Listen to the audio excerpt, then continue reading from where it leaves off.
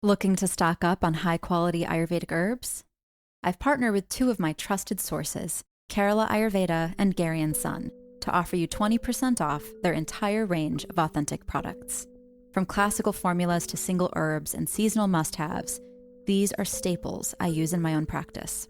Use code Ojas Oasis for Kerala Ayurveda, Ojas Oasis 20 for Gary and Son. Links are in the show notes. Supporting your healing journey just got a little bit easier.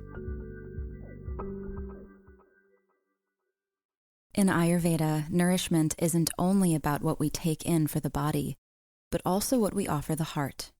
That's why we're honored to share Aura Cacao, a ceremonial grade cacao we've chosen as a dharmic partner for the Ojas Oasis community. Aura Cacao supports meditation, heart-opening rituals, and moments of conscious presence. As an exclusive gift for our listeners, use Ojas Oasis 20 for 20% off, and you'll find the link in the show notes.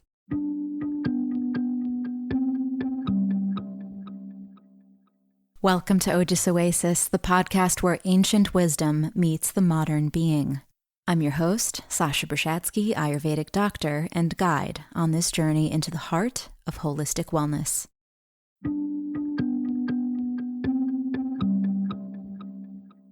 How do you grow a business without losing the integrity and soul that inspired you to build it in the first place? Today, we welcome Rob Craven, a purpose-driven entrepreneur, seasoned CEO, and the author of Scale Passion, a blueprint for building purpose-driven businesses. Rob previously served as CEO of Garden of Life and Megafood, two leading companies in the natural products industry. Under his leadership, these businesses experienced rapid growth, achieved B Corp certification, and ultimately reached successful exits. Today, through his company Scale Passion, Rob helps founders align their personal purpose with their business strategy so that they can grow their companies, expand their impact, and build something that can thrive beyond them. In this conversation, we explore what it actually takes to transform passion into a scalable business, how a founder's personal development shapes the health of an organization, and why purpose and profitability do not have to be opposing forces. We also discuss how to protect the culture, values, and deeper mission of company as it grows so that success does not come at the expense of its soul. This episode is for the conscious entrepreneurs out there who know they are here to make a meaningful impact and who are ready to build the structure, leadership, and strategy required to carry that purpose to the masses. Let's get to our chat.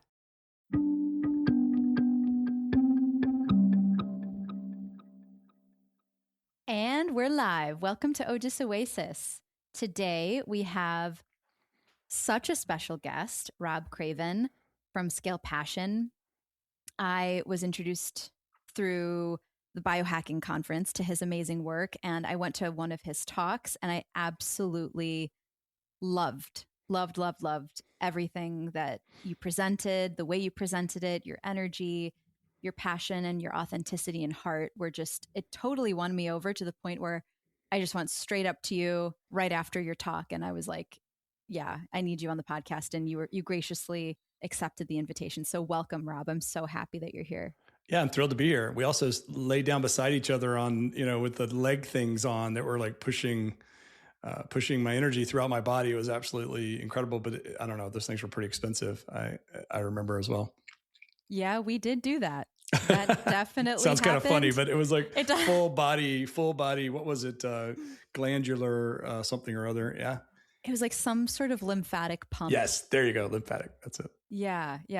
The pants and the vest, and we looked like astronauts. Yeah. The biohacking conference is good for that kind of thing, for sure. Mm-hmm. All kinds of gadgets and gizmos. Yep.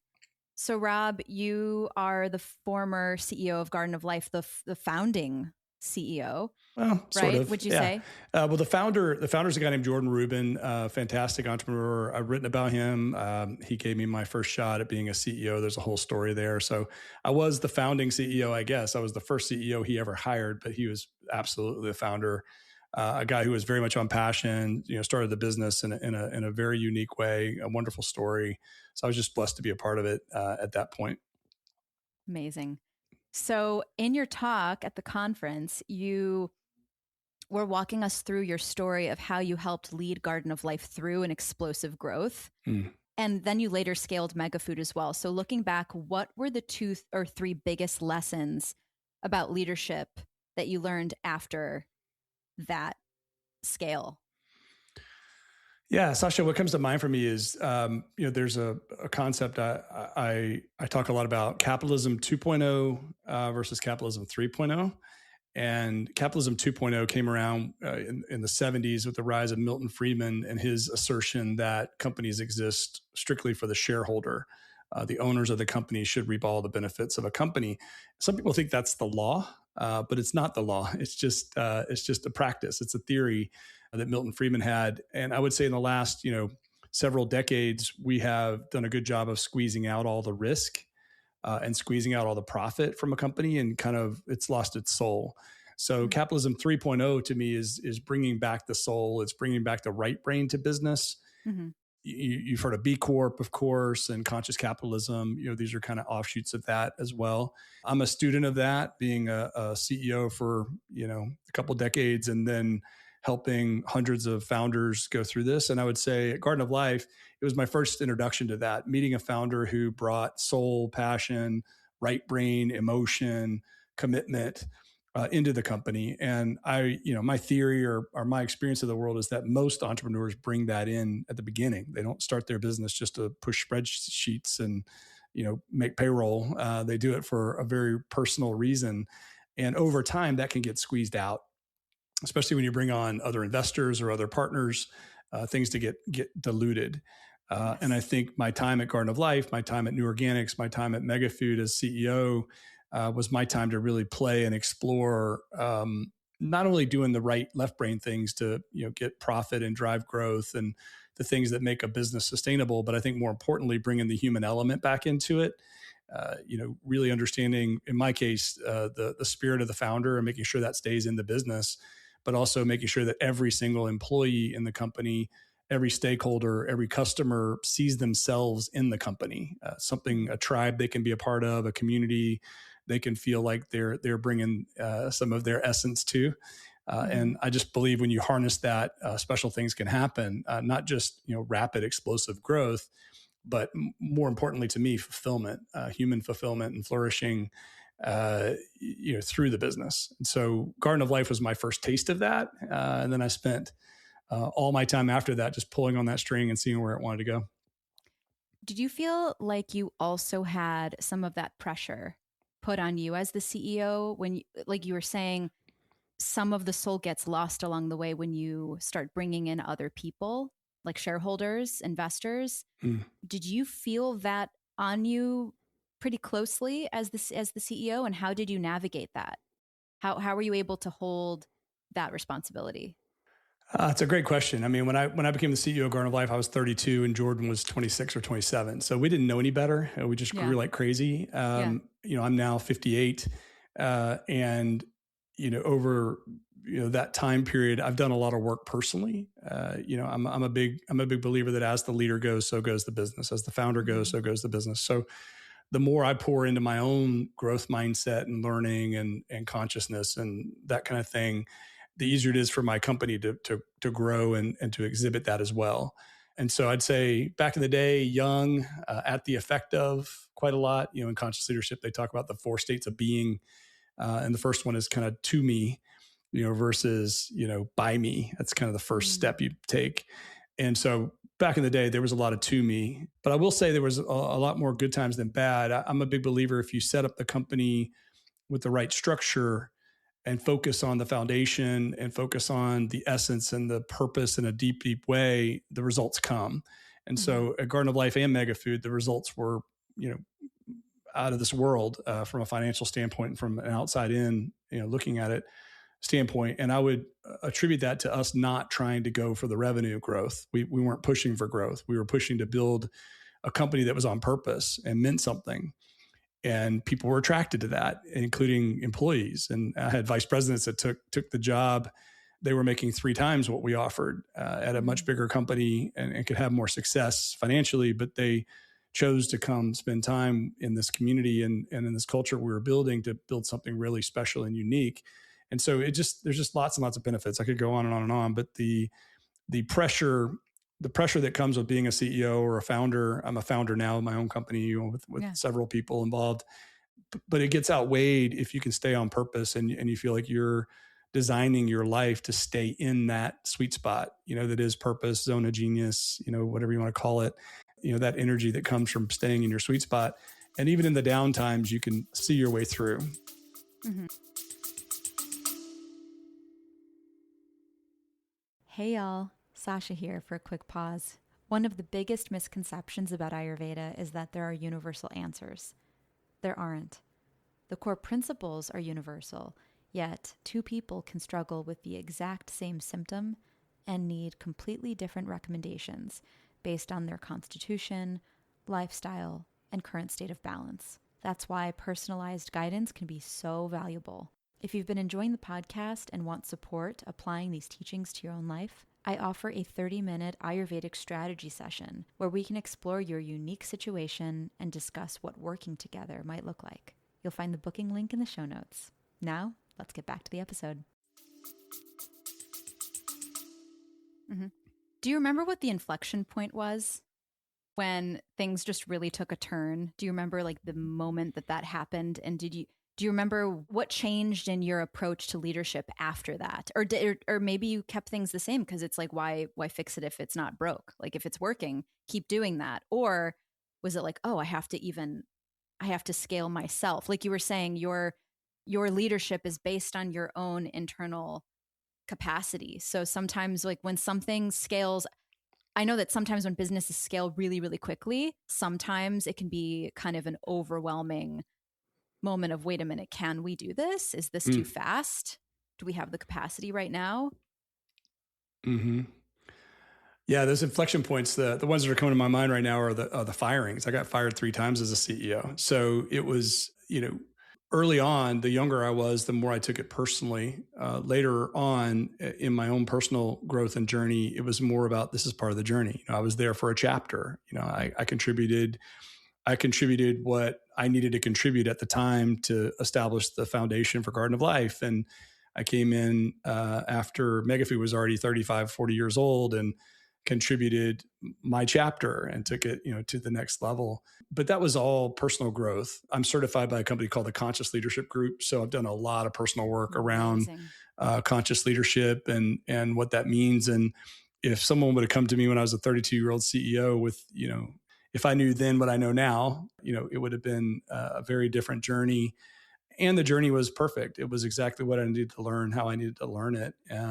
Those are the big inflection points. I can vividly remember the 3 different firings, all for different reasons, but just wonderful lessons in that regard. And the next thing that came just built on it allowed me to become even clearer on what my purpose is, what my zone of genius is. And it gave me the courage to keep pulling on that string and going deeper and deeper and deeper into it, is the way that I would describe it.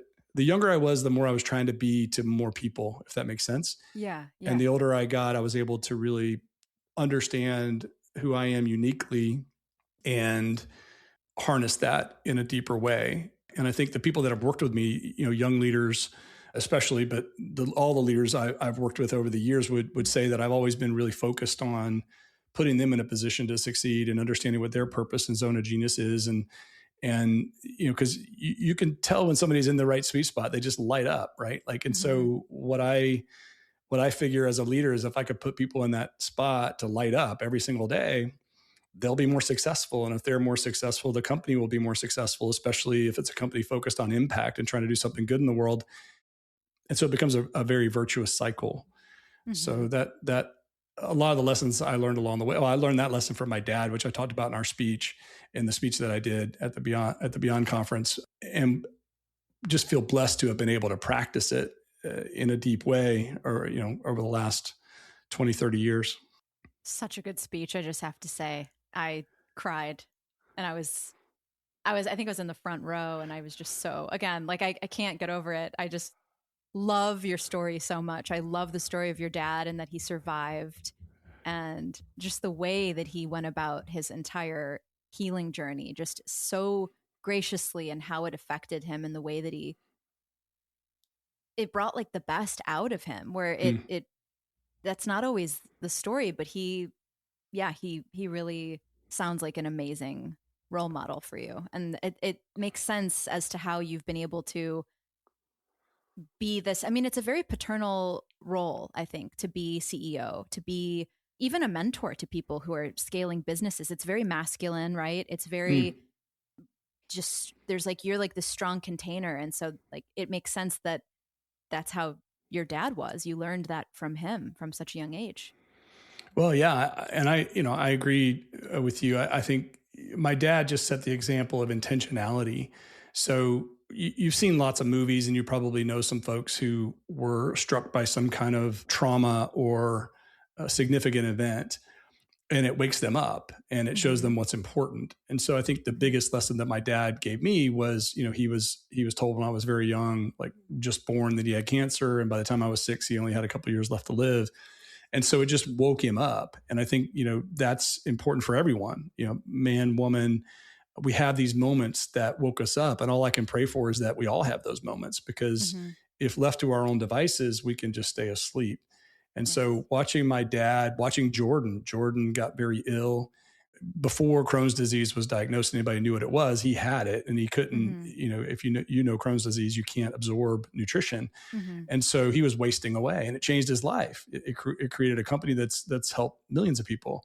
And my dad has touched hundreds of lives, as a grief counselor and starting a camp for kids who had lost their parents. And he went on to do just incredible things. And he instilled that in me. And I think the key is just bringing awareness to it. So, what we try to do at Scale Passion is help the founders we work with. And we've got lots of tools that can be used by anyone, Mm-hmm. but it's to bring some awareness and some consciousness to something that's innate. We all have this thing in us, our knowledge, skills, and experience that makes us who we are. And we know innately what we're supposed to be doing with it. It's just not conscious. So to a Mm-hmm. large degree, it's just, how do we wake up to this? How do you Mm-hmm. write it down? How do you pull on the string? How do you keep committing to it day after day?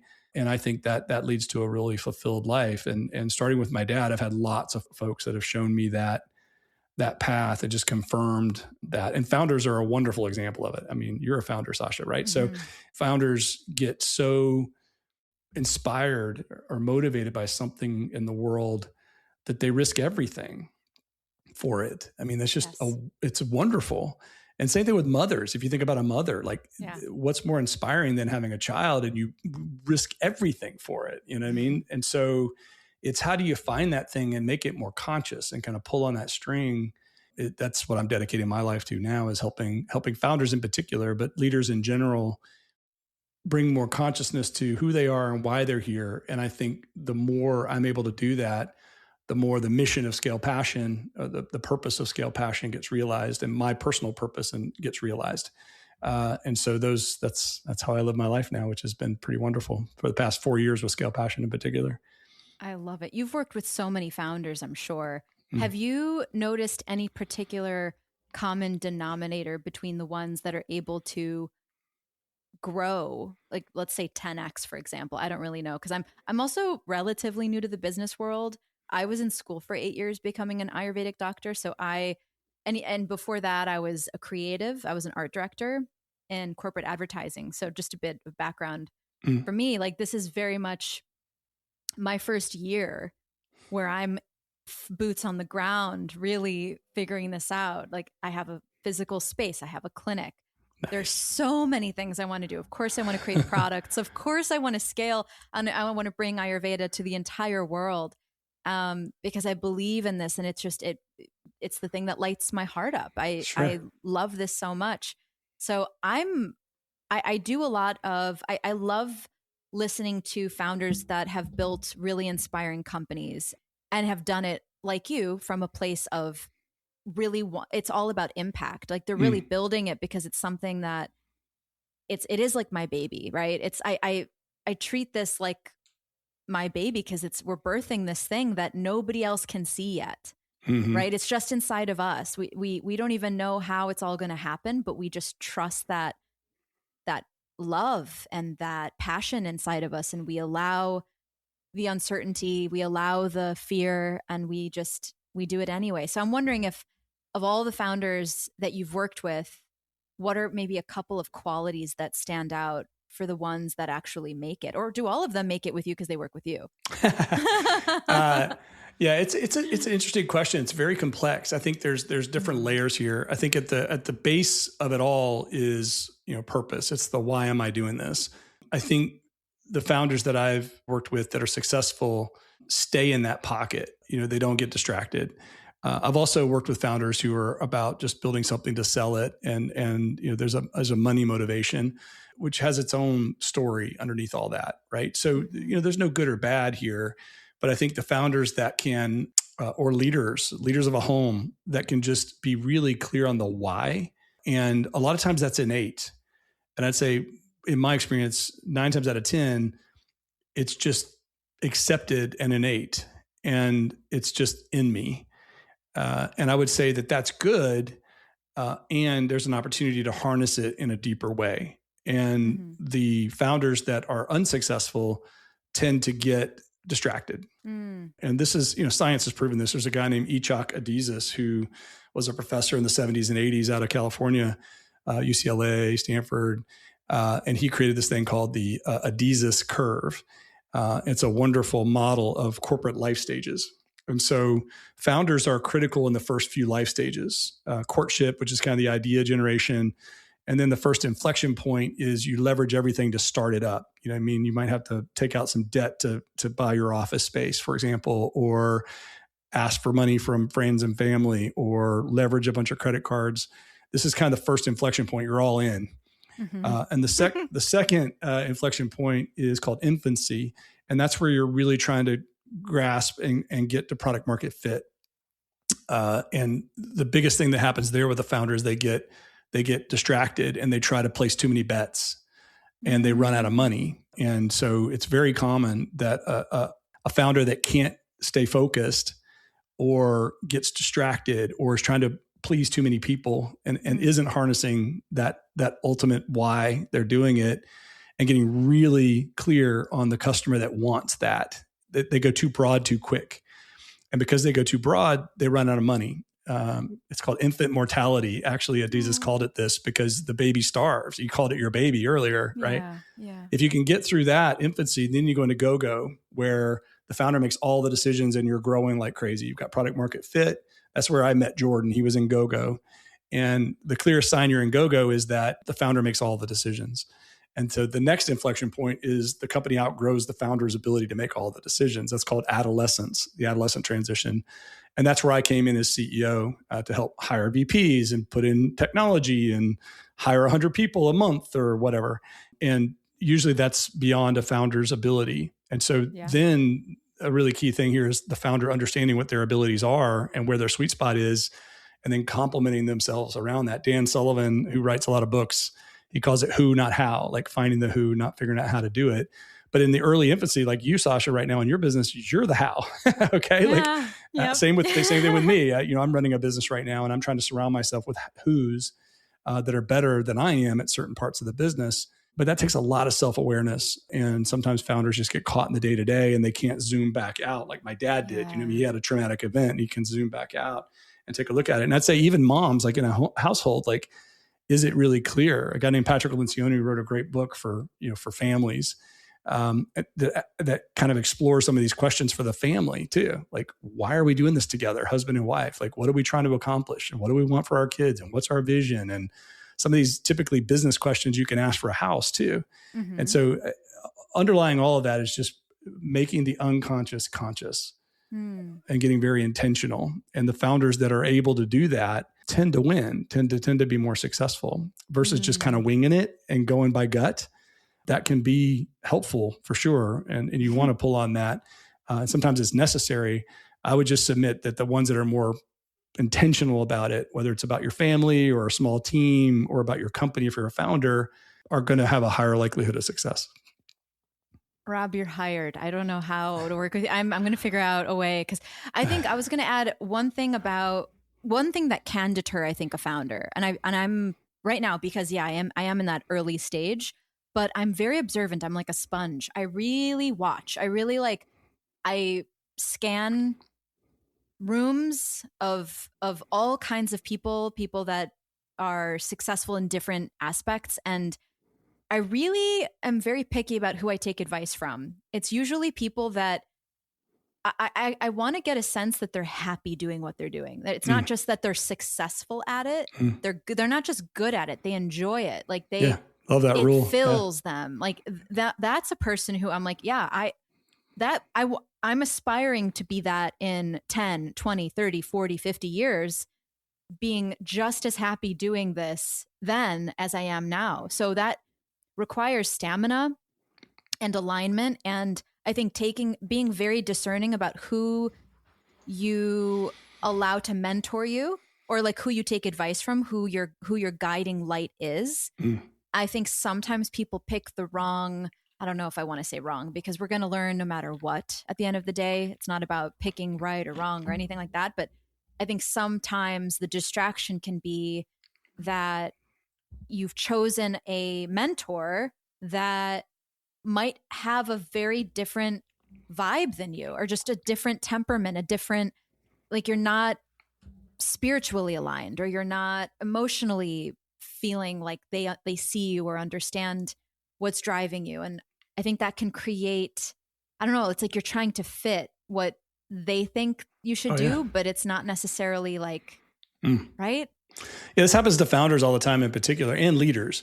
Like you read a book and you try it, or, you get, and this is kind of not everyone, but this is where kind of the dulling starts to kind of seep in for the leader. It's like, oh, well, I read this book, I should be doing it this way. Or I went to business school and I got my MBA and I should be doing it this way. And, the shoulds are kind of below the line. And I think a lot of what I try to do with the leaders that I work with is just wake them up. Like, what was here before all that? Like, what was the core essence of why you started this? Why you decided to have a kid, why you decided to become a leader of this business, why you decided to found something, to become a founder and to be an entrepreneur. And that can sometimes be under a lot of stuff, especially expectations. And so we're taught in conscious leadership that, when you're in this to me state, like you're feeling at the effect of, usually it's one of three different reasons. It's security, approval, or control. And so you watch for one of those three, and you can start to kind of dig deeper into, well, why do I need that person's approval? What's behind that? And I learned a lot about myself. That was mine, kind of one that I held on to for a long time. Approval? Was approval. Other people, it's security. Like my wife has much older parents. My parents were children of the 60s. Her parents were from the 40s and 50s. And so that was the greatest generation. They went through World War II. So for her, it might be more about security because her parents didn't have much. And so she grew up in a certain way. Anyway, when you can dig into the why is the fear here, or why am I not courageous enough to stick with my own why, you can start to see patterns. And when you can see the patterns, you can move to more of a by me. Do I want to allow this pattern to run me right now in the moment, or more generally? You see what I mean? And so there's exercises you can do to kind of wake up. But you asked the question earlier about, kind of commonalities between founders, and all the founders I've met have something really deep inside of them that's motivating them, that's different than what they read in the books or how they do it.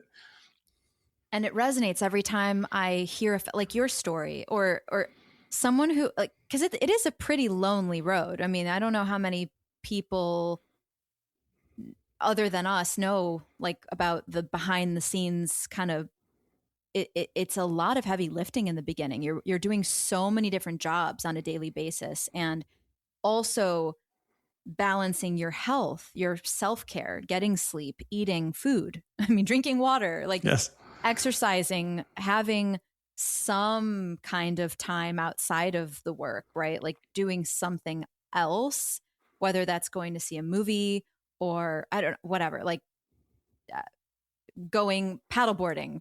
Paddleboarding is really popular here in Austin. I still have yet to do it here, but I want to. It's like, it's been on my list, but every day my default is always going to be, I'm sure, workaholism is probably another big thing that you run into a lot with your clients, and with people that you've worked with, especially founders, because it is kind of an addiction. I mean, it's an obsession. You can call it passion, but it can at times become entirely consuming of your whole life. So to even figure out a way of making that sustainable so that your health doesn't fall apart along the way.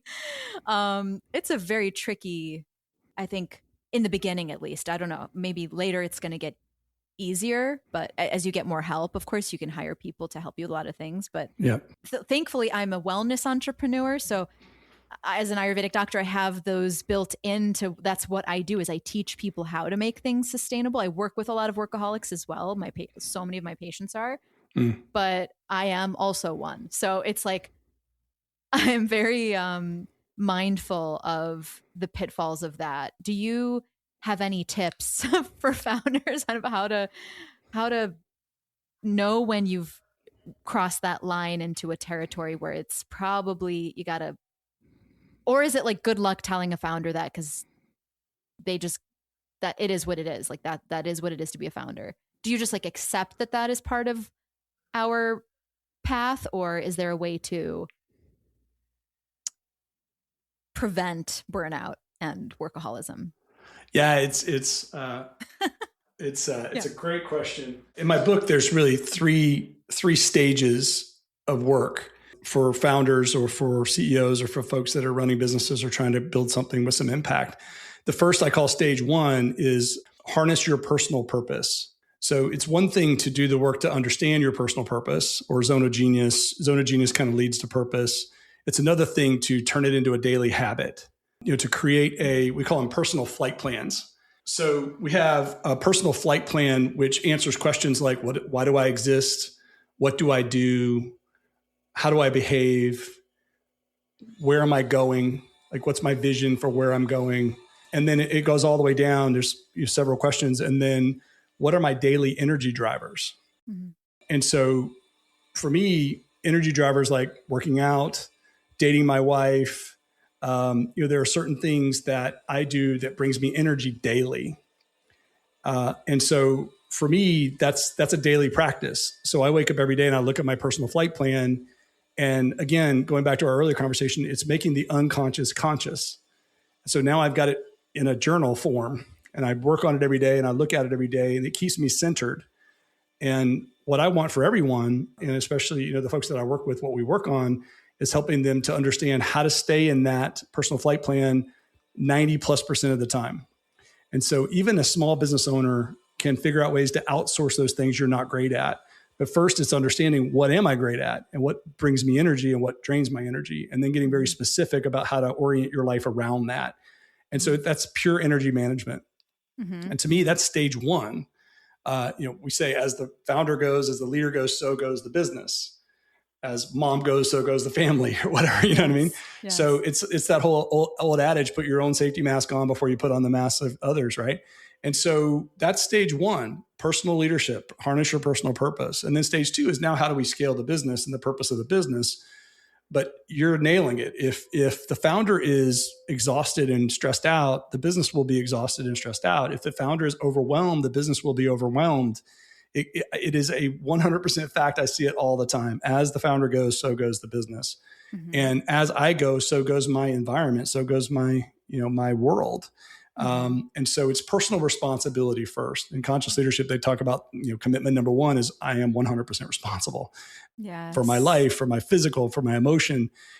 And it's not out there, it's in here. And so you're nailing it, Sasha. Like, the work you do helps people to kind of connect in with that. And it's so important. And most founders put the business ahead of themselves. And so you do see a lot of burnout in the founder community. I would submit you see a lot of burnout in the mom community or in the dad, you know what I mean? So they're just trying to carry too much.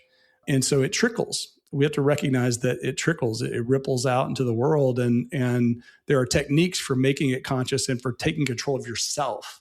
And there's lots written about how to scale a business. I just like to bring more of the right brain into the business. And we've got our own approach to how to scale a business and how to do that with heart and core values and that kind of thing. Mm-hmm. But yeah, you're nailing the critical question there for sure. Thank you.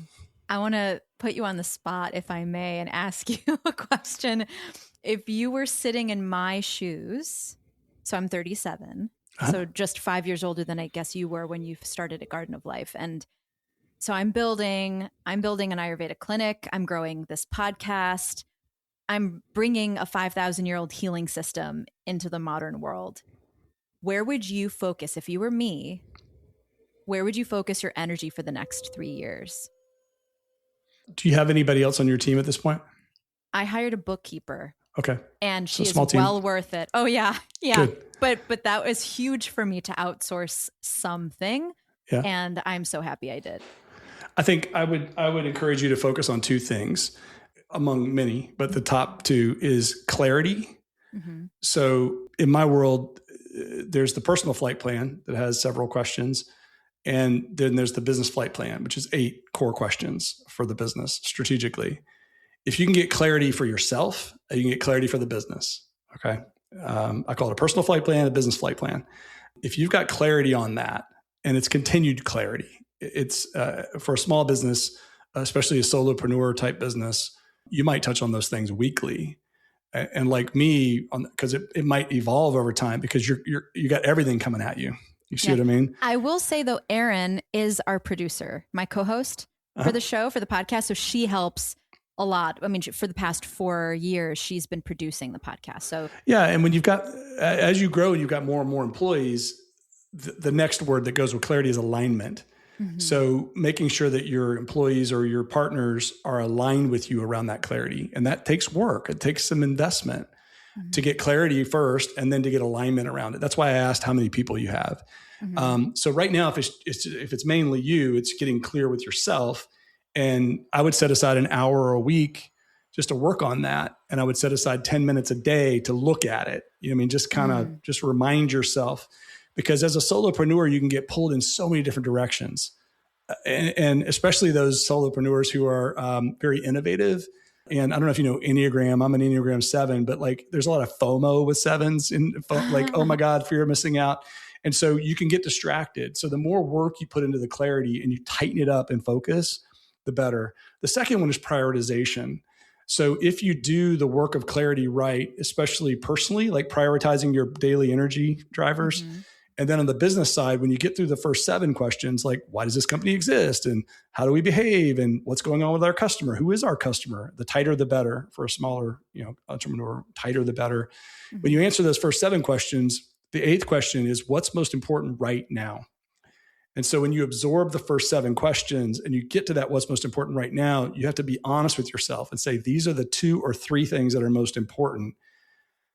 Stick to that, especially if they cost money. Or any kind of resources like time, effort, and then remind yourself of that every single day. Because the biggest thing that kills the infancy company, kind of where you are, is infant mortality. You run out of resources. So being able to really focus and know this is what I'm going to do to build my community.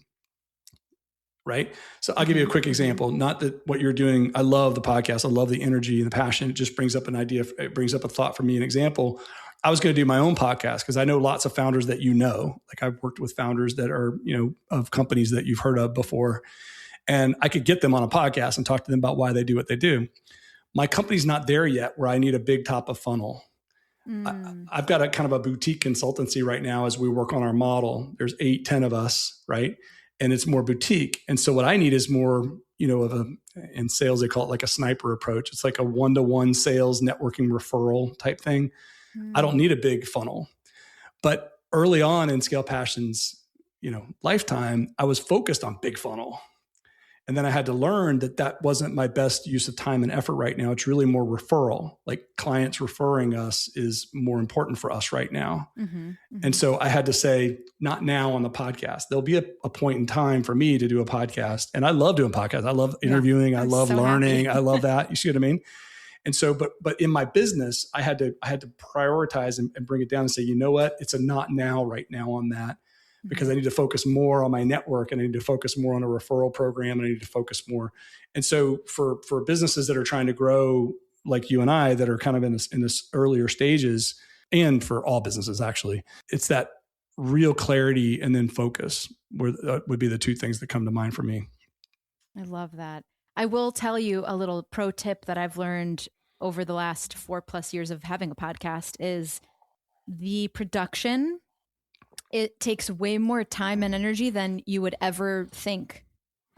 People don't realize how much. I mean, it just depends on how polished you want it to be, of course, because I feel this responsibility to getting, because for me, it's not just about my name, it's the name of Ayurveda, right?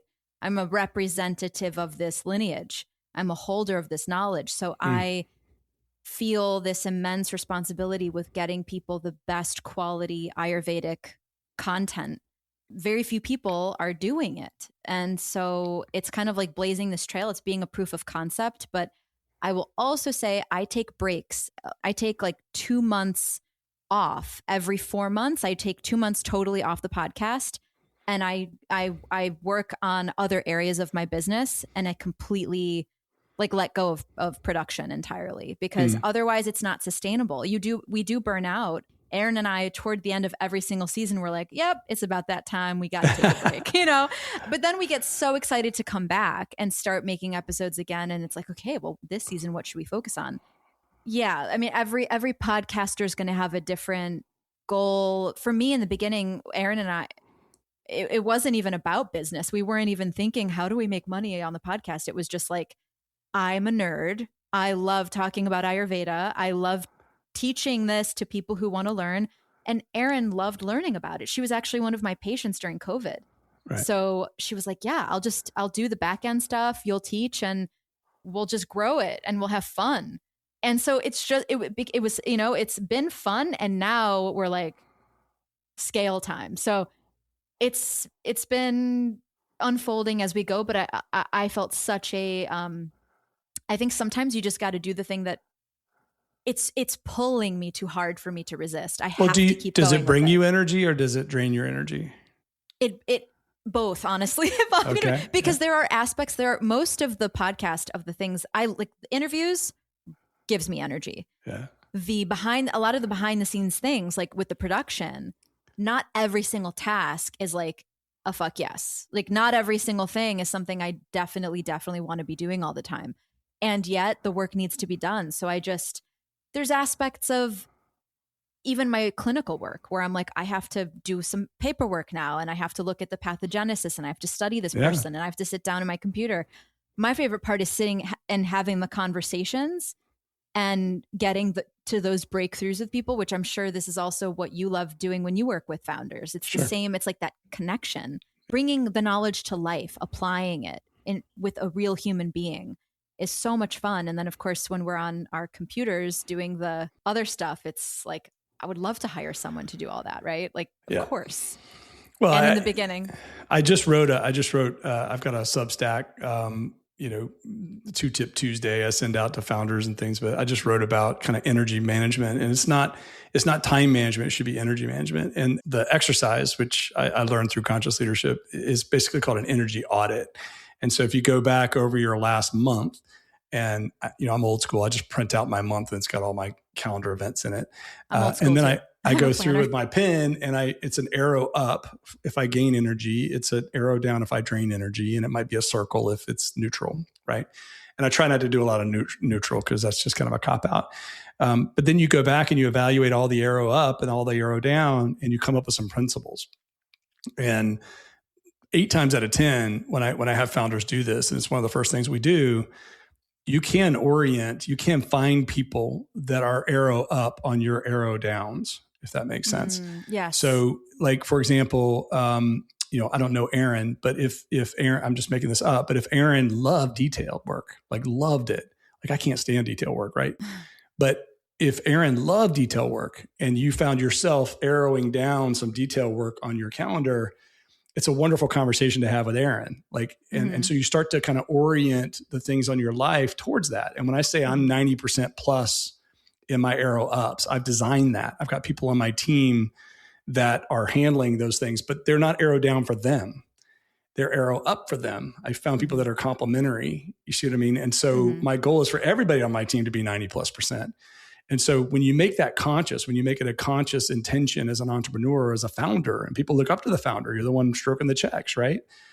When you pour into people from that perspective and want to know what they love and want to know where they get the most energy, a lot of times it can be very complimentary because we just put on other people what we see. Like if we think, if I'm arrow down, she's going to be arrow down.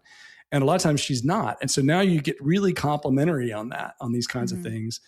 but it's a daily habit. And it first starts with you knowing what brings you energy. Like, these are the 5 things that bring me energy. I've got to do this every day.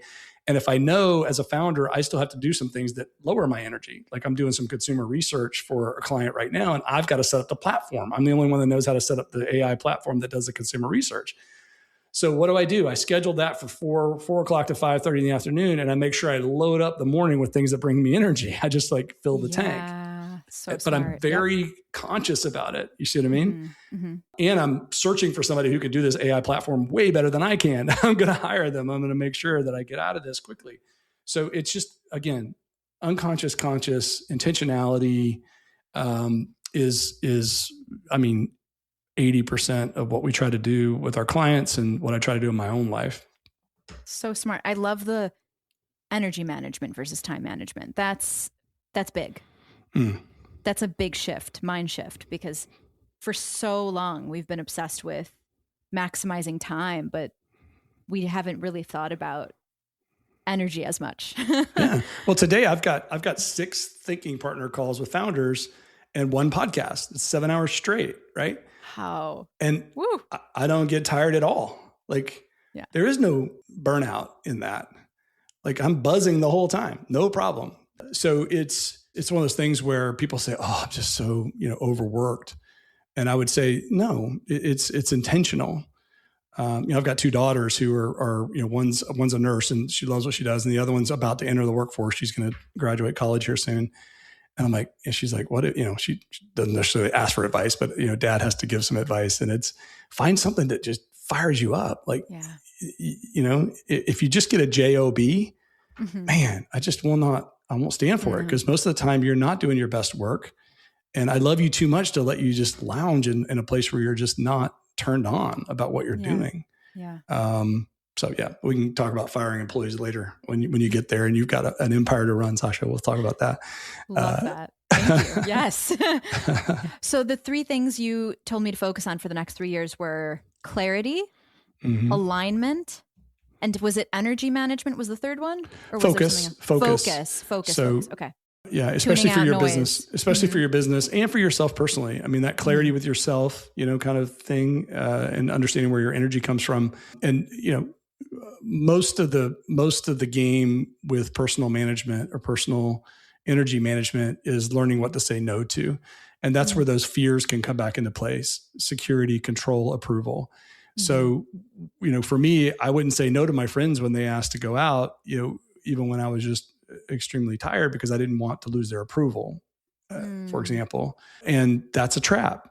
Like, how do we honor what we know we need to do as a leader, as a founder, as a friend, as a husband, as a wife, as a, whatever it might be, and stay in that sweet spot, because we're going to be more fulfilled. And the more fulfilled we are, the more fulfilled the people around us will be. I love it. If you could give one piece of advice to other purpose-driven founders, especially in the wellness, I feel like a lot of our listeners are in the wellness space. They're really interested in holistic wellness, not just symptom management, but a lot of people are going this way. Thankfully, Ayurveda is becoming more well-known. Specifically, of course, I'm going to shout out to Ayurveda, but even the biohacking community. I mean, everyone's trying to figure out what are ways to optimize the body. And the same thing can be said about purpose-driven founders. They're looking for holistic ways of scaling their business so that they can scale their impact, right? They want to change the world. They want to solve big problems. Perhaps they feel overwhelmed with that early infancy stage. And also sometimes the size of the vision can also, it's taken me a long time to get comfortable talking about how big my vision is. I've been very mindful, especially in the beginning, because you want to protect it from fear, like people that are going to like smash it, stomp on it, tell you, no, no way. People aren't ready for it, or they're not going to want it, or this is written in another language. Who cares? Like our healthcare system is too ironclad. There's no, like all these naysayers, right? Like you want to protect that vulnerable seed of, you see it, you believe in it, it's possible. What would you tell, I guess me, and also listeners that are also feeling like yeah, it's a lot to hold. It's a lot to hold a big vision. And how do we protect it? And also how do we navigate the overwhelm at times? Mm. Yeah, we've been talking a lot about making the unconscious conscious. I think the broader, more specific answer to the question you're posing, Sasha, is commit to the why. And I got to tell you, most of the founders that I ask, what is your why? Like, why did you start the business? Why? It's not an easy answer. They don't have it on the tip of their tongue. They just don't. And so and if they do, it's not really a why. It's a what, or it's a vision. Okay. Which is where do you want it to go? So most people think they have a why, but they don't. And the why evolves as we evolve as humans. As I become more alive and more conscious, my why has evolved. And so I guess it sounds woo-woo, but it's commit to the pursuit of the why, like the pursuit and clarity of the why, and tap into that. And this wonderful video on YouTube, it's probably 10 years old now, if it's not 20 years old, but it's How to Make a Movement. It's the name of it, and you'll know it. There's one guy dancing on a hill. It's an old grainy video. Have you seen this video? No. It's like a fish concert or something, like a festival, and it's a big hill, and you can hear the music in the background. And it's one guy in short shorts who's just dancing in a crazy way. You know what I mean? He's just fully alive. He looks kind of weird, and like some people might say, "Oh man, he looks out of," it looks horrible. And kind of to some degree, that's the founder's job, is to be the first one dancing. You see what I mean? The weirdo in the corner. Yes. Yeah. And then there's a first follower. Yeah. And then this one guy gets up and goes and starts dancing crazy with them. They start doing flips, and they get the energy from each other. And before you know it, by the end of the 3-minute video, there's hundreds of people, dancing with this guy who's the one dancing guy. And so the fast follower is the next lesson here. Who is that fast follower? Why'd they follow? And focus like crazy on them, and don't take any advice from anybody who's not them. Because everybody will want to give you advice. Yeah. And 9 times out of 10, the people trying to give you advice are not the fast follower. They are not your community. Don't even think about it. Yeah. And so just be laser focused on that fast follower. You see what I mean? Mm-hmm. And stay dancing. Keep being the dancing person that pulls in that follower. The follower gives credibility to the idea. The movement doesn't start without the first follower. You see what I mean? So don't take advice from me if I'm not your first follower. You see what I mean? And it's hard to discern that sometimes, because we get a lot of advice. People are well-meaning. I see it all the time. Founders hire people from billion-dollar companies to be on their advisory board. I'm like, have they ever built anything? Have they ever really built something from nothing? Why do you want them on the advisory board? Well, no, they're from Procter & Gamble. I'm like, great, but they have no idea what a $10 million business looks like. They have no idea what a $100 million business looks like what it means to kind of transition. Correct. Yeah. And so why do you want advice from those people? Well, I admire Procter & Gamble. Great, but they're at a completely different life stage. You know what I mean? So I see it happen all the time. Founders are just trying to do their thing, and they're in a hurry, and they want shortcuts. And so they talk to people who've got a shortcut, but just make sure it's your fast follower. It's not, it's not somebody who might not, not get what you're trying to do, and the why. And how much, let's let this be the last one, because I know I've been hitting you with really deep, big, these are hard hitting questions. These are big core, beautiful questions, but they also are intense to answer, because you don't want to give the, fluff answer to a deep question. You want to give the deep answer. Oh no, did I just lose it? Because I was justifying wanting to ask it. just ask the question. To ask you one more. That's I have so many. Because every time you respond with these amazing, thoughtful responses, I'm like, oh, I just want to you're an amazing person to ask advice from, because I can tell you have done so much reflection on what it means to be a conscious leader and to help people build from zero. And it's you know what? I'm just going to tell you my why. Can I tell you my why? Sure, please. Because you were like, oh, a lot of founders don't know theirs. Very early on, before Aaron and I recorded our first episode of the podcast, for example, it was really important to me to get the intention of why I'm doing it. I needed to be clear because I knew it was going to be a lot of work. Yep. I also knew that studying Ayurveda to the depth that I did was going to be a lot of work. So I needed to get really clear within myself so that I wouldn't quit. Because it's easy to jump ship when when your soul is not in alignment with your actions. So my why is alleviate human suffering. So to do that, I want to empower people with the knowledge of Ayurveda. And in order to empower people with the knowledge of Ayurveda, first I have to teach them what Ayurveda is. So the podcast became critical because it was like, this is an awareness campaign, essentially. It's Love it. Yeah. We got to break down what the core principles are. Is this something that is practical in modern life? Can we talk about it in a casual conversation between friends? A lot of the people I have on the show are my friends. They're all brilliant. I would love to call you a friend, hopefully one day, because I think you're brilliant. And I love being friends with brilliant, good people.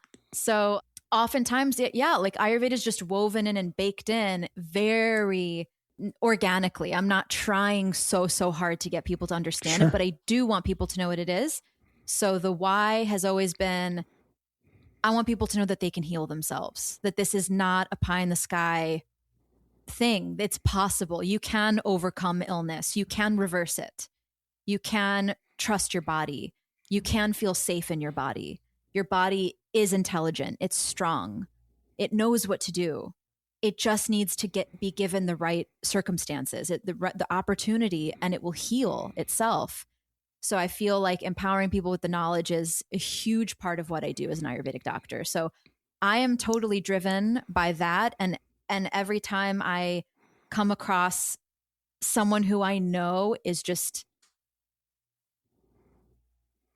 lit from that same passionate fuel, I get very excited because otherwise I don't think people understand why I'm doing as much as I'm doing for Ayurveda. I don't think, because again, people still don't, it's an uphill battle currently since so few people know what it is. So it's a tall order for a 5 foot girl. You've got your why, what, and your how. Like you just named your why, what, and your how. So, my encouragement to you would be just to keep pulling on the string of the why. Like, another example is just the 5 whys. Okay. Well, why do you want to eliminate human suffering? And why do you want to do that? And why do you want to do that? And what you tend to get to is the core essence of the story of why that's your why. And don't underestimate that as a founder. It's really, really important because you're looking for those fast followers, right? And people need to understand who you are and what's at your essence to really want to follow you and to make that movement.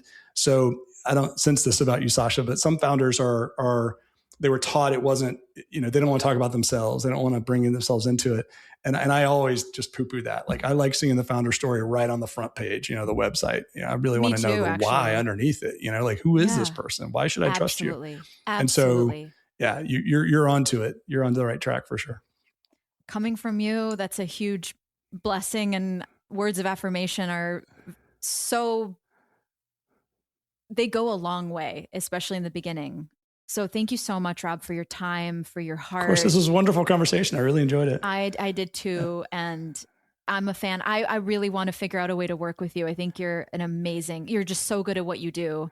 And yeah, I'm just grateful that I got to meet you, that I got to hear your story, and I love your work. And for those people that want to find out more about you, of course, you've got your book and your boutique company now that you're building. Yeah, scalepassion.com. Pretty easy to find me there. I also write a lot on Substack, Rob Craven, Scale Passion.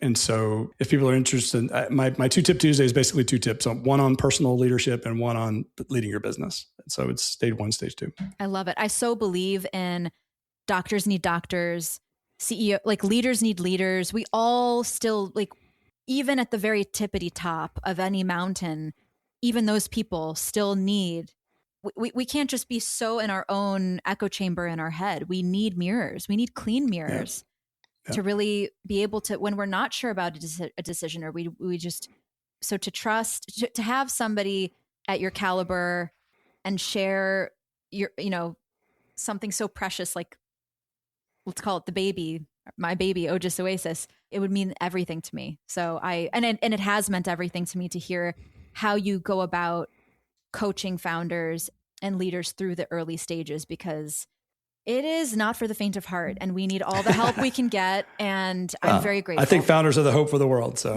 hang in there, do your thing. We got this. We got this. 100%.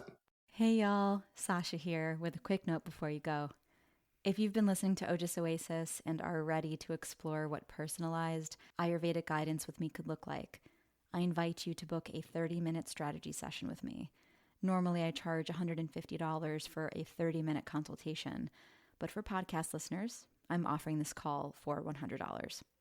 We will discuss what you're hoping to create in your health and daily life. I'll share whether my approach feels like a good fit for you and what next steps might support you. You can book your session by clicking the link in the show notes. Thank you for listening, and we'll see you in the next episode.